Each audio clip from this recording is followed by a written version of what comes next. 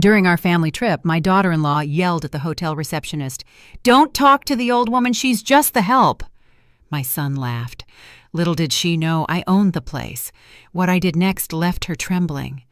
"I'm glad you're here. Stick with me until the end of my story, and let me know what city you're watching from so I can see how far it reaches." I had been looking forward to this trip for months. At 72 years old, opportunities to spend quality time with my son, Jay, and his family didn't come around often. When he suggested a week in Miami, my heart swelled with hope. Maybe I could finally get close to Valentina, my daughter-in-law, who had kept her distance during the 5 years they'd been married. The 4-hour drive to the Coastal Paradise Resort was filled with Jay and Valentina talking about spa treatments, tea times, and expensive dinners as if I weren't even there. Every time I tried to join in, asking about the kids or suggesting something we could all do together, Valentina would give me a short answer, and Jay would ignore me completely. I should have seen the red flags, but I wanted so badly to mend our family bond that I didn't care. The Coastal Paradise Resort was one of my greatest achievements, though my family had no idea. After my husband passed away when Jay was just 12, I built my hotel business from the ground up. I started with one small bed and breakfast, working 18-hour days, scrubbing floors, and managing reservations. Little by little, I grew it into 17 properties across 3 states. I always kept my business separate from my family, wanting Jay to love me for who I was, not for my money. Arriving at the grand entrance, a familiar pride swelled in my chest as I saw the perfect gardens and the uniformed valets rushing to greet guests. It had taken me 3 years to buy Coastal Paradise and another 2 to renovate it to perfection.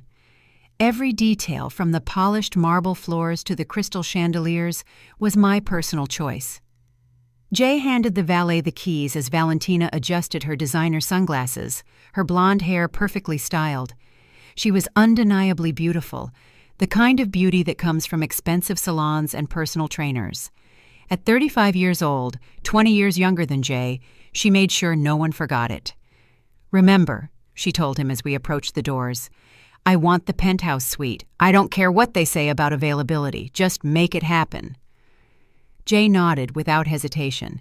It still surprised and pained me how much he deferred to her.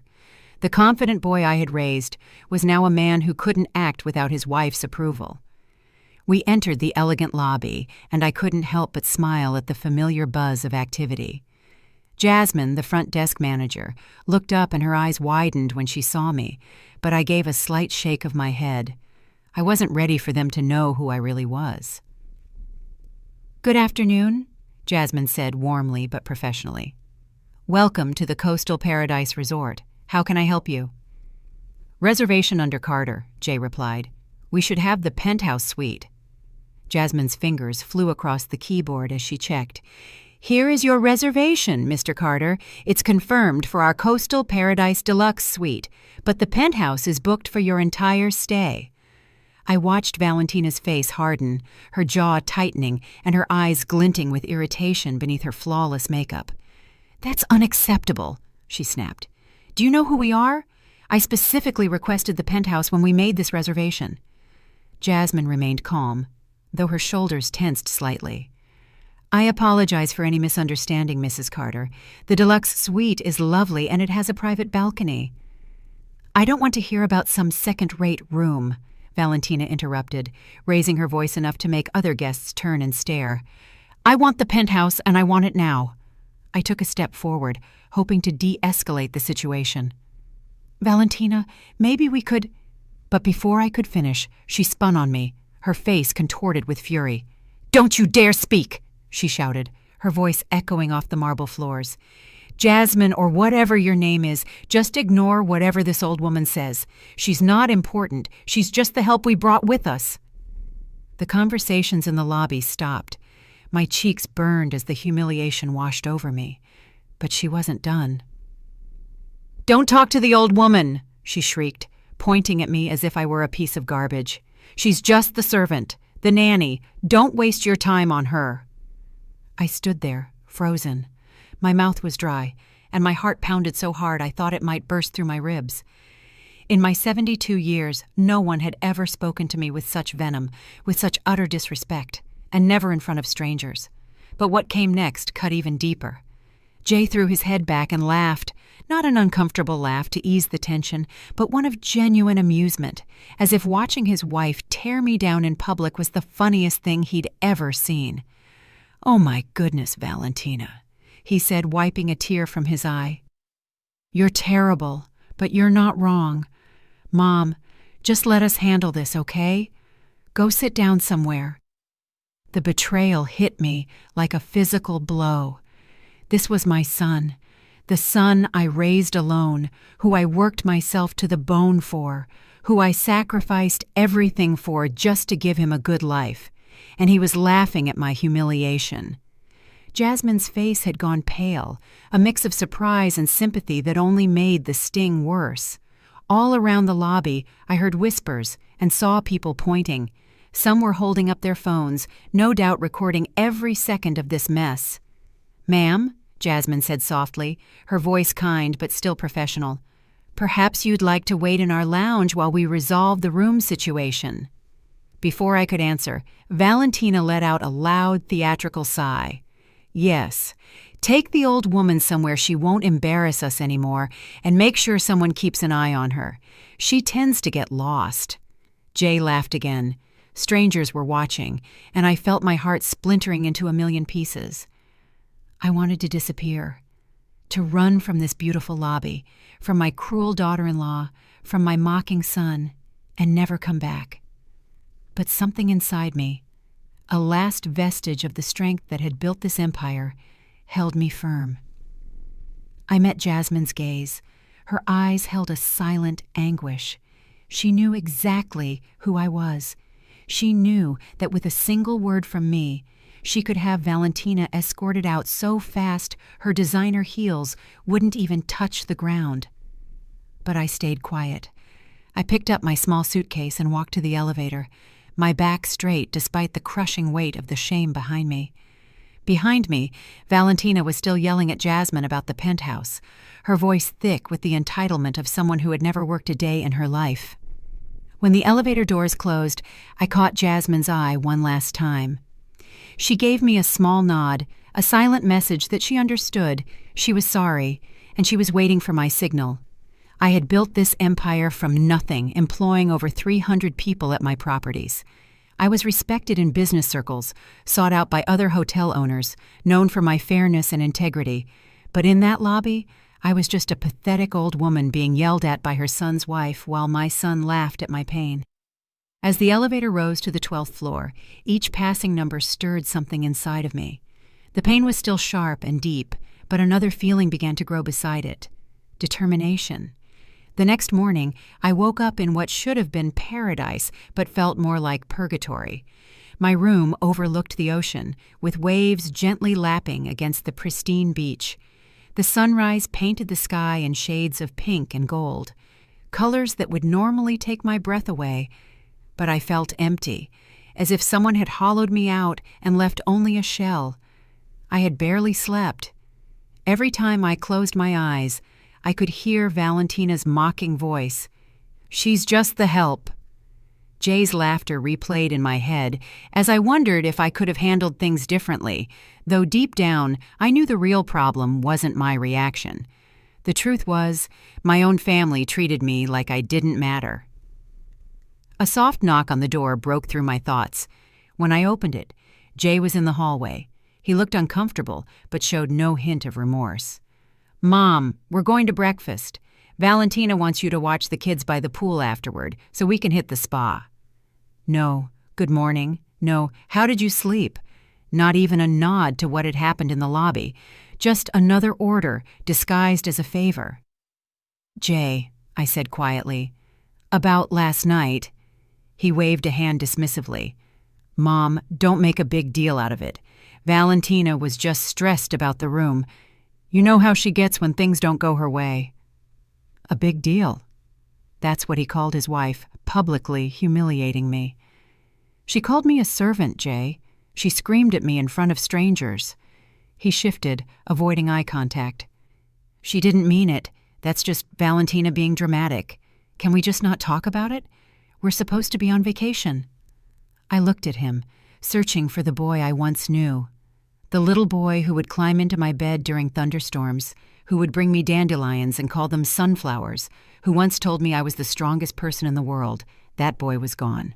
He had been replaced by a 47-year-old man who chose his wife's comfort over his mother's dignity. "Okay," I said, the word tasting like ash in my mouth. "I'll watch the kids." His relief was palpable. "Perfect. We probably won't be back all day. Spa first, then lunch. Maybe some shopping. That's fine, right?" Of course it wasn't fine. I had imagined this trip as a time for family, to get to know my grandchildren and feel like I belonged. Instead, I was being reduced to an unpaid nanny. But I nodded. Saying no would only cause a scene, and I had learned long ago that keeping the peace was more important than speaking up. The dining room was filled with vacationers enjoying their meals. Valentina had managed to get a table by the window, the best spot in the house, and she was already barking orders at the staff as if she owned the place. "I want fresh squeezed orange juice, not that junk from Concentrate," she told our waiter. A young man named Terrell I remembered from other visits. "And make sure those eggs are cooked exactly 3 minutes, not a second more or less."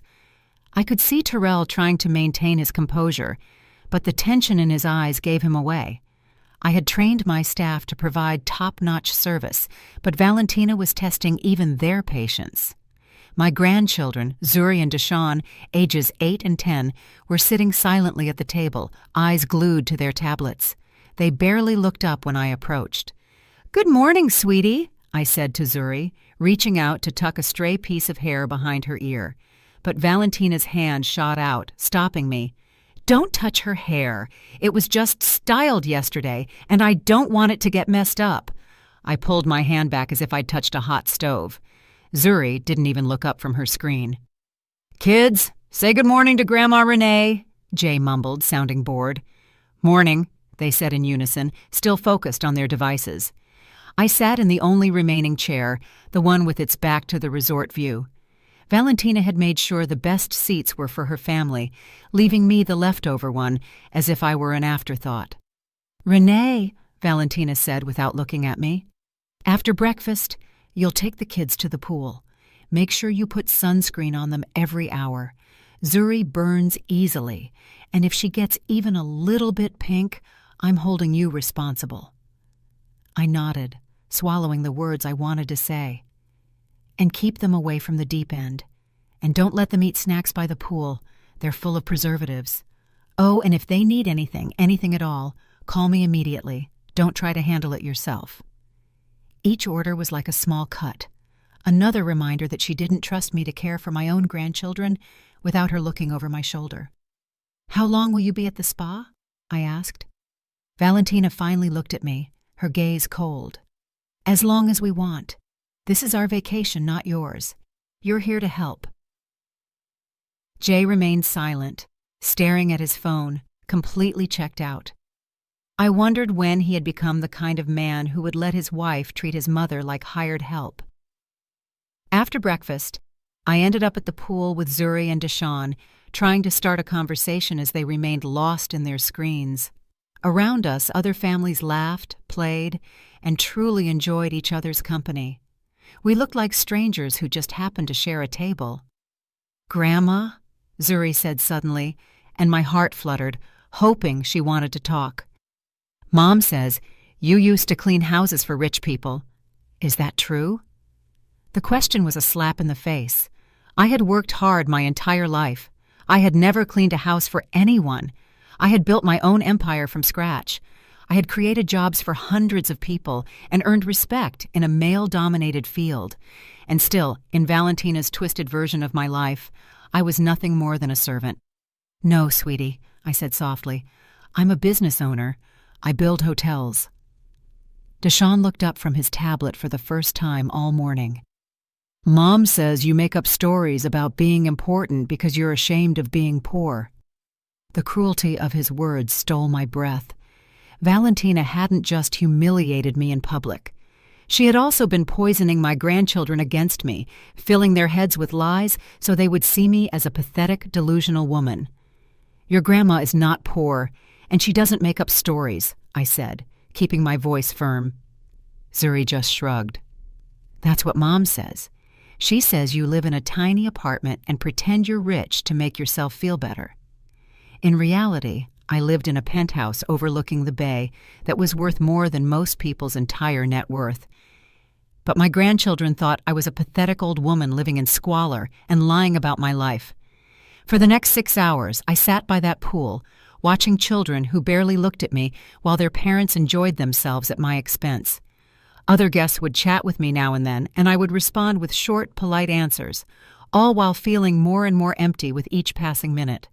When Jay and Valentina finally returned, they were radiant after spa treatments and an expensive lunch. Valentina's nails were freshly done, her hair perfect. She looked like someone who had spent the day being pampered, and she had, at a spa I owned with services I was ultimately paying for. "How were the kids?" Jay asked without looking up from his phone. "They were fine," I replied, because what else could I say? That they thought I was a liar and a servant? That their mother had deliberately destroyed any chance of a real connection between us? "Good," Valentina said dismissively. "You can watch them again tomorrow. We have golf in the morning and lunch with some friends we met at the spa." I watched my son nod along to her plans without asking if I cared, without thinking that maybe I wanted to spend my vacation doing something other than free childcare. That night, sitting alone in my room, overlooking the ocean I had worked so hard to make my own, I finally saw the truth. This wasn't a family vacation. It was a business trip where I had been cast in the role of the help. Except instead of being paid, I was footing the bill for the privilege of being treated like trash. But as I sat in the dark, listening to the waves crash against the shore, something inside me started to shift. The pain was still there, deeper than ever. But now it was joined by something else. Pure, sharp anger.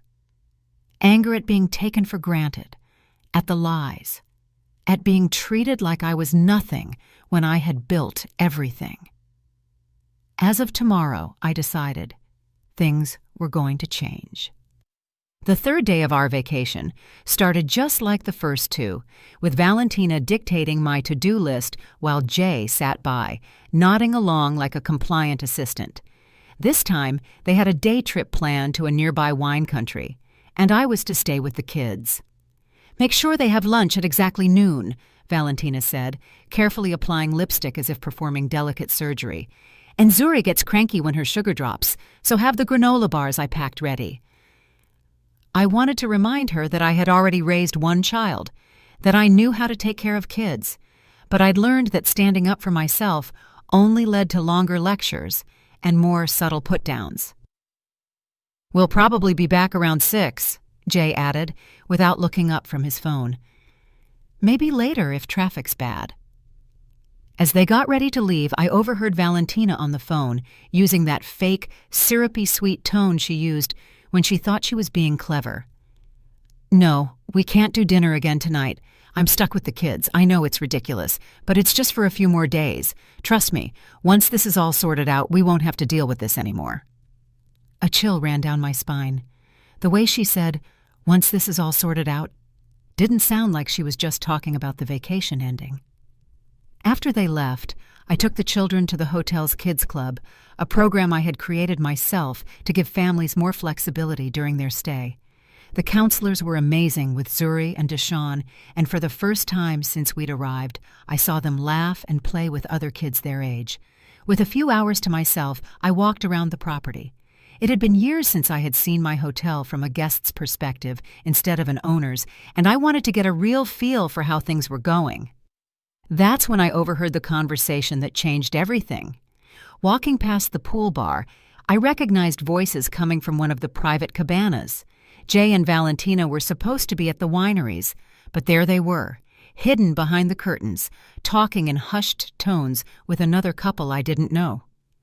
"The thing is," Valentina was saying, "she's getting old, and old folks don't live forever, if you catch my drift." A woman I didn't recognize laughed. "Valentina, you're awful." "I'm just being practical," Valentina responded. Jay's an only child, so we're going to get everything eventually. The only question is, how long will we have to wait? My stomach dropped. I moved closer, hiding behind a large palm tree. And what about Mrs. Renee? The unknown man asked. Doesn't she have any money of her own? Then I heard my son's voice, the voice I had once trusted completely. My mom? Nah, she's poor as a church mouse. She lives in a little apartment, scraping by on Social Security. I've been helping her out for years. The lies flowed from his mouth so smoothly, I wondered how long he had been making them up. I lived in a $5 million penthouse, earning more each month from my investments than most people made in a year. But in Jay's twisted version of the story, I was a burden he generously supported. That's why this trip is so annoying, Valentina continued. We have to drag her everywhere because she can't afford anything on her own. It's like having a pathetic pet you can't get rid of. The other woman made a sound of pity. How awful for you. And I bet she thinks you'll take care of her when she gets really old and sick. Over my dead body, Valentina said with a malicious laugh. As soon as she needs any real care, she's going straight into a government-run home. I'm not turning my house into a retirement home for some useless old woman. I leaned against the palm tree to keep my balance. They weren't just talking about letting me die naturally. They were planning to get rid of me the moment I became an inconvenience. But Jay's next words were the ones that shattered me. The funny thing is, she still thinks she's important, he said, his voice filled with cruel amusement. She tells these crazy stories about owning businesses and being successful. It's almost sad how delusional she is. Early onset dementia? The unknown man asked. Maybe, Jay said. Or maybe she's just desperate to believe she matters. Either way, it's embarrassing. Yesterday, she even told the kids she owns hotels. Hotels! Can you imagine? They all laughed, and the sound cut through me like shards of glass. Well, Valentina said, at least we won't have to listen to her crazy stories for much longer. I give her maybe 5 years, 10 at the most, and then we'll finally be free to live our lives without pretending we care. A useless old woman who never did anything with her life. I stood there, behind that palm tree, feeling my entire world collapse. This wasn't just a casual conversation about an unfortunate relative. It was my own son and his wife discussing my death as if it were a long-awaited vacation. The best part, Valentina added, is that she's so grateful for any attention we give her, like this trip. She really thinks we invited her because we wanted her to come. She has no idea we only brought her along so she'd watch the kids and we could go have fun. More laughter, more casual cruelty. Does she even contribute to expenses, Brenda? The other woman asked. Are you kidding me? Valentina scoffed. She's completely useless when it comes to money. Jay covers everything, her food, her utilities, even this trip. She's nothing but a financial drain on us. Another lie. For years, I had been helping Jay out financially, covering part of his mortgage, paying for his kids' private school. I even bankrolled Valentina's shopping sprees. The credit card statements that came to my address were astronomical, and yet I paid them without complaint, thinking I was supporting my family. The only good thing about having her around, Jay said, is that she's a decent nanny. Free childcare, you know. She's so desperate for our approval, she'll do anything we ask. It's kind of funny, actually. It really is, Valentina added. Watching her try so hard to make us like her, bringing the kids expensive gifts. She always... I stumbled back, my hand flying to my mouth to stifle a sob. The lies were a betrayal, but hearing them discuss my life as a pitiful joke, a burden to be discarded, was a knife to the heart. This wasn't just about money or respect. This was about a complete lack of humanity. They weren't just taking my money, they were taking my dignity and my legacy and turning it into something ugly and worthless. My mind raced back to that first night in the lobby. I had been so filled with shame that I didn't want to expose them. I had wanted to protect Jay from the embarrassment of his wife's behavior, but now I realized he was in on it. He was the one who had made me the butt of the joke. He was complicit in my humiliation, and he was okay with it. I had been so proud of my accomplishments, so proud of the life I built for my family. But they had turned my hard work into a punchline. I was nothing more than an ATM, a free babysitter, a pathetic old woman they couldn't wait to get rid of. I felt a new kind of anger building inside me. It wasn't the fleeting rage of the night before. It was a cold, hard, unwavering resolve. They thought I was useless? They thought I was a joke? I would show them what this useless old woman could do. I would show them what it meant to disrespect me. I pulled out my phone and dialed Jasmine's number. She answered on the first ring. "Ma'am, I'm so glad you called," she said, her voice a mix of relief and concern. "Is everything all right? Did you see?" "It's fine, Jasmine," I said, my voice steady. "I need you to do something for me." I walked back to the kids' club and collected Zuri and Deshawn. They barely looked up from their screens as I took their hands. "Let's go, kids," I said. "We're going on an adventure." They looked up at me with tired eyes. "Mom said we had to stay here," Deshawn said. "Your mom is wrong," I said. "Let's go." I took them to the beach, and for the first time, I put my phone and wallet down. We built sandcastles, we ran along the water's edge, and I taught them how to find seashells. We laughed, and I told them stories about when their daddy was a little boy. For a moment, it felt like a real family vacation, but the knowledge of what was to come was a weight in my stomach. That evening, Jay and Valentina returned, flushed with sun and alcohol. They walked into my room, ready to hand off the kids and go to dinner, but I was standing there blocking the door. "We're ready to go out," Valentina said, not even looking at me, her eyes on the kids. "You can go to bed." "Oh, I won't be going to bed just yet," I said, my voice as calm as a summer night. She finally looked at me, a flicker of irritation in her eyes. "What's that supposed to mean?" "It means," I said, "that you need to call the front desk and book yourself a different room for the night. You'll be checking out in the morning." Jay and Valentina stared at me, their faces a mask of confusion. "What are you talking about, Mom?" Jay asked. "Don't play dumb," I said. "I overheard your little chat at the cabana. I know what you've been saying about me." Valentina's face went from confusion to pure fury. "You were eavesdropping on us?" she hissed. "You have no right."